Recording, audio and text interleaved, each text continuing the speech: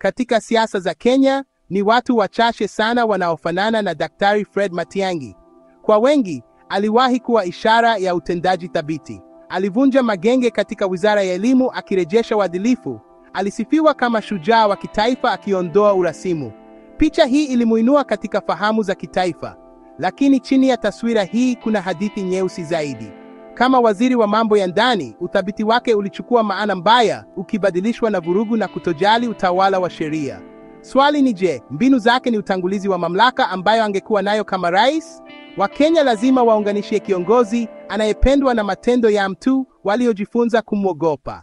Kuhamia Wizara ya Mambo ya Ndani kulibadilisha kabisa mamlaka ya Fred Matiang'i. Kama waziri wa baraza la mawaziri, aliongoza polisi na idara za ujasusi. Uchaguzi wa 2017 ulikuwa mabadiliko makubwa. Vikosi vya usalama viliachiliwa na kushtua taifa. Vichwa vya habari vya magazeti vilipiga kelele kuhusu ukatili wa polisi. Vyombo vya habari vilivamiwa, waandishi wa habari waliogopeshwa. Kufukuzwa kwa Miguna kulikuwa tukio muhimu. Saa inavyozidi kusonga kuelekea mwaka wa 2027, swali ni toleo gani la Daktari Fred Matiang'i litakuwa likitafuta wadhifa wa juu zaidi wa urithi wake ni fumbo tata na lenye kutatanisha. Masuala muhimu yanahusu kujitolea kwa taifa kwa mustakabali unaongozwa na sheria, si hofu. Kabla ya kuwa mtu mwenye mamlaka serikalini, Fred Matiang'i alikuwa msomi na mtafiti wa sera. Akiwa na shahada ya uzamivu, alishauri taasisi kama Benki ya Dunia na USAID. Alipoteuliwa kuwa waziri mwaka 2013, alijulikana kwa kutekeleza miradi tata ya serikali. Matiang'i aliongoza mpango wa uhamiaji wa kidijitali kwa bidii, akishinda maslahi yenye nguvu. Alikuwa meneja aliyelenga utekelezaji, akiwatisha wapinzani wake. Mwaka 2015 alihamishiwa Wizara ya Elimu, jambo lililoashiria mabadiliko makubwa kukabiliana na ufisadi. Ilikuwa hapa ambapo Matiang'i alipata umaarufu, akiimarisha urithi wake kama mwanamageuzi. Alipoteuliwa katika Wizara ya Elimu, Daktari Matiang'i alirithi mfumo uliokuwa katika mgogoro.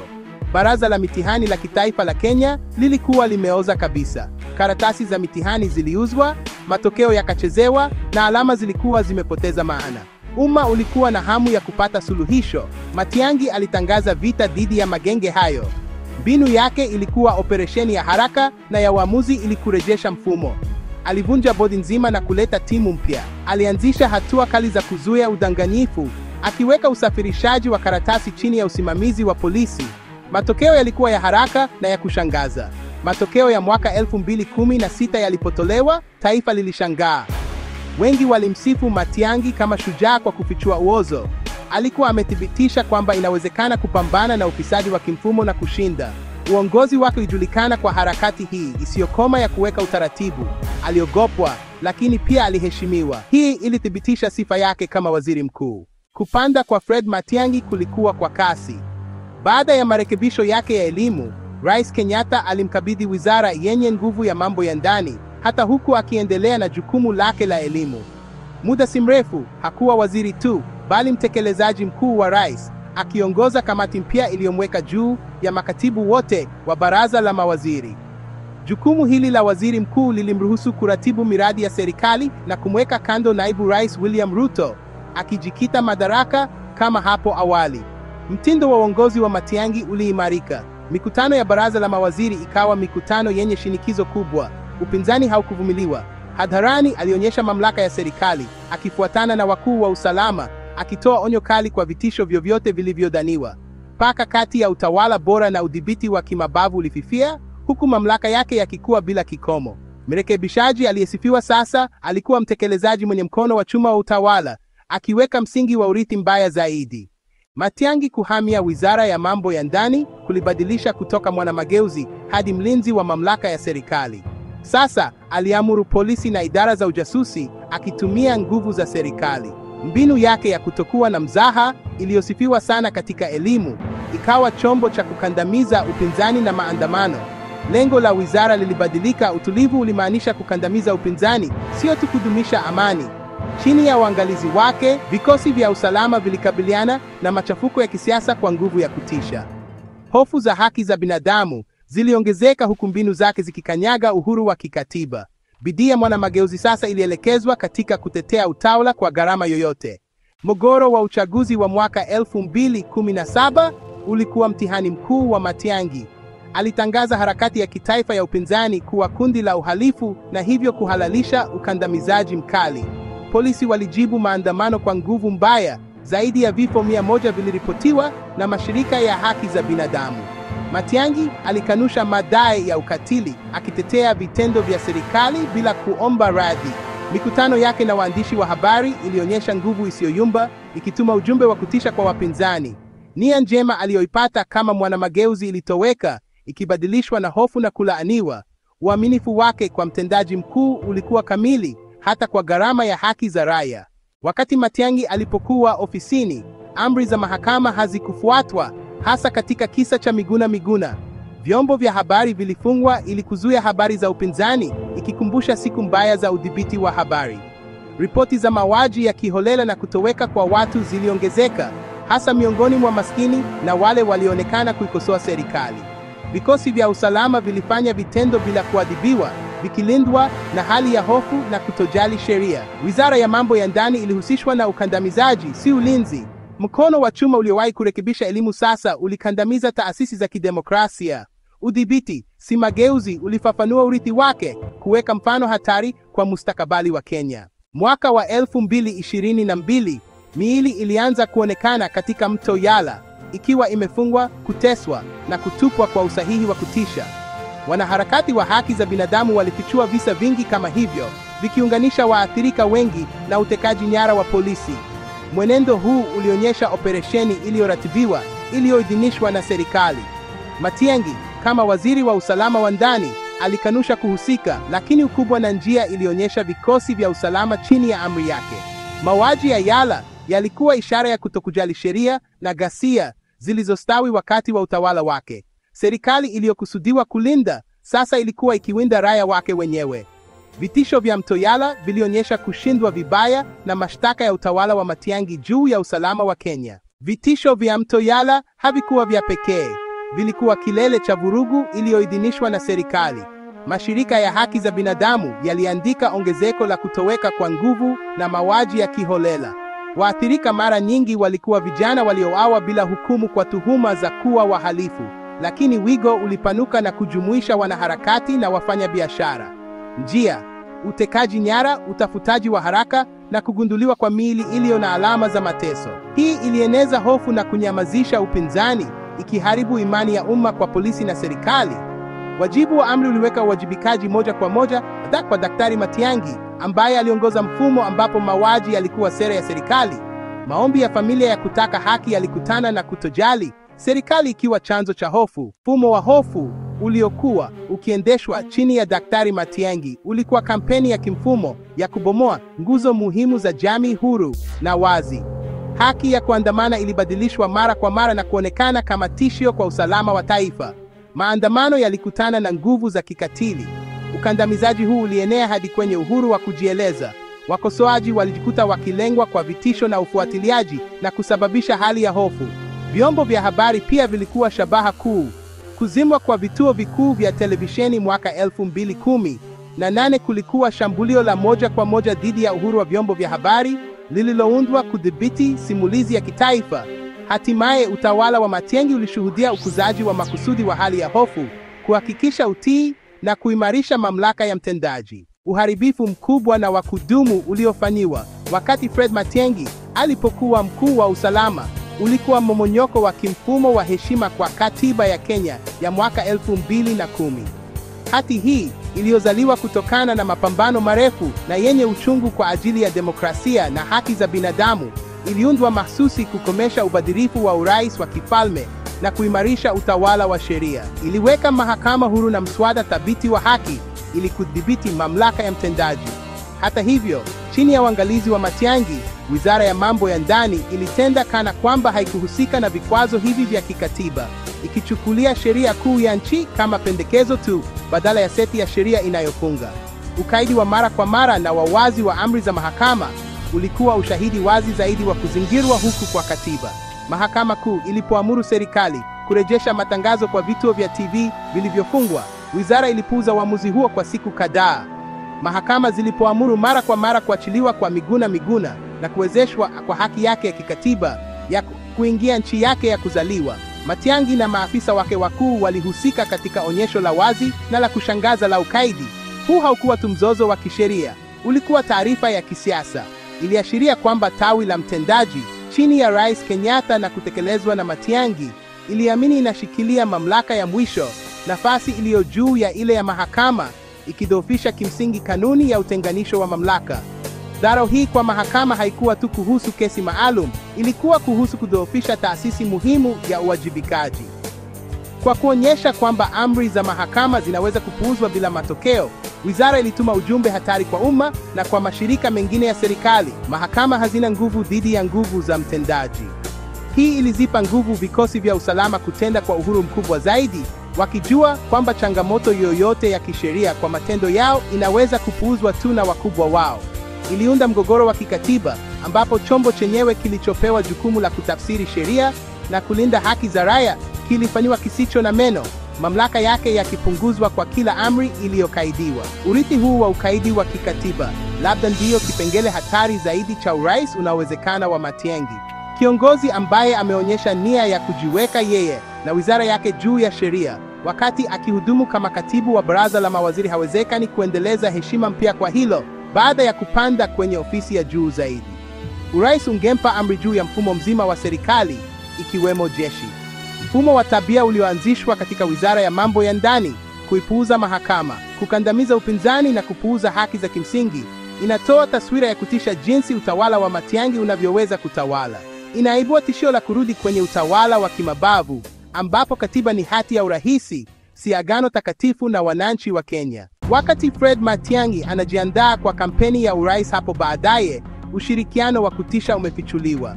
Uhusiano huu unamhusisha waziri huyo wa zamani na Ari Ben Menashe. Ben Menashe ni mpatanishi anayebobea katika kuwawakilisha wale wasioweza kuwakilishwa: madikteta katili, watawala wa kivita na serikali za kijeshi.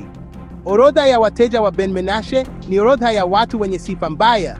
Amefanya kazi kwa viongozi wa kijeshi wa Sudan, serikali ya Zimbabwe na junta ya Myanmar. Chaguo la kushirikiana na mtu kama Ari Ben Menashe linafichua mengi kuhusu tabia ya mwanasiasa. Kwa kiongozi yeyote anayetaka kuongoza, kujihusisha na mshawishi wa watawala wa kivita wanaofanya mauaji ya kimbari ni bendera nyekundu kubwa.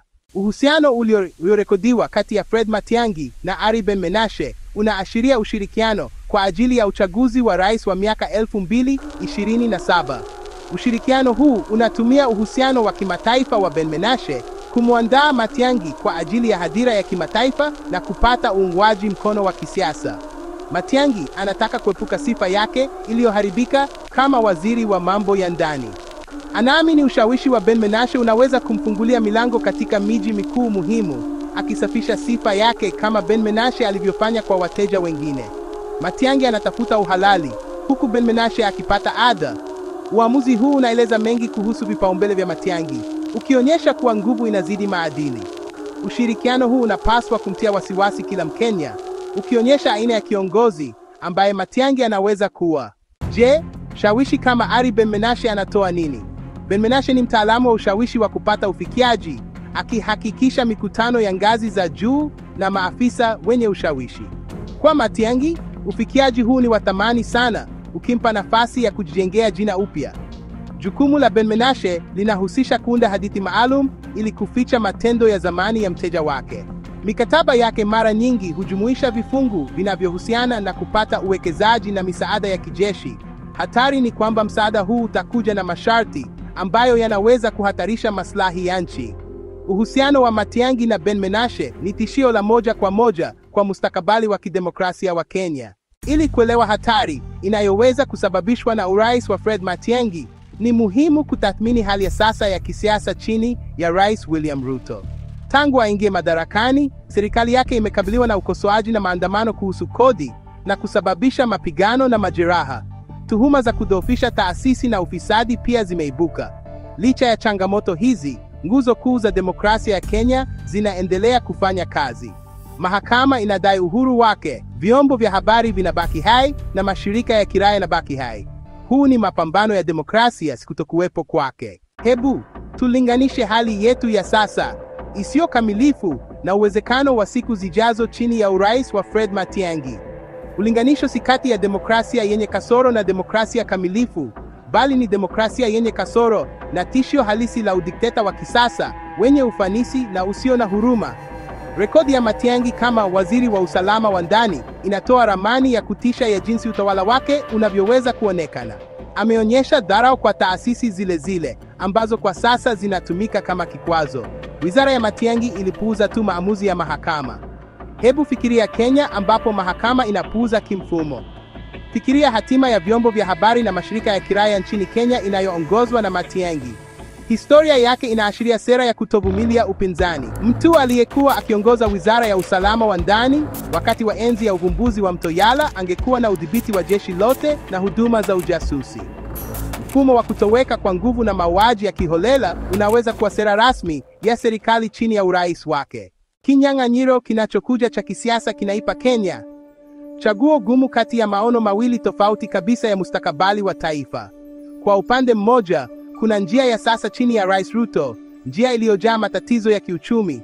Hata hivyo, ni njia ambayo katiba bado inatumika kama mwongozo. Kwa upande mwingine, ugombea wa Matiang'i unawakilisha njia hatari zaidi kuelekea serikali kuu ya kiimla. Vitendo vyake vya zamani vinaonyesha kiongozi anayeona mipaka ya kikatiba kama vikwazo. Ni mustakabali ambapo demokrasia inabomolewa kimfumo. Ushahidi unaonyesha kuwa hii itakuwa kurudi nyuma kwa maafa katika enzi ya utawala wa kiimla.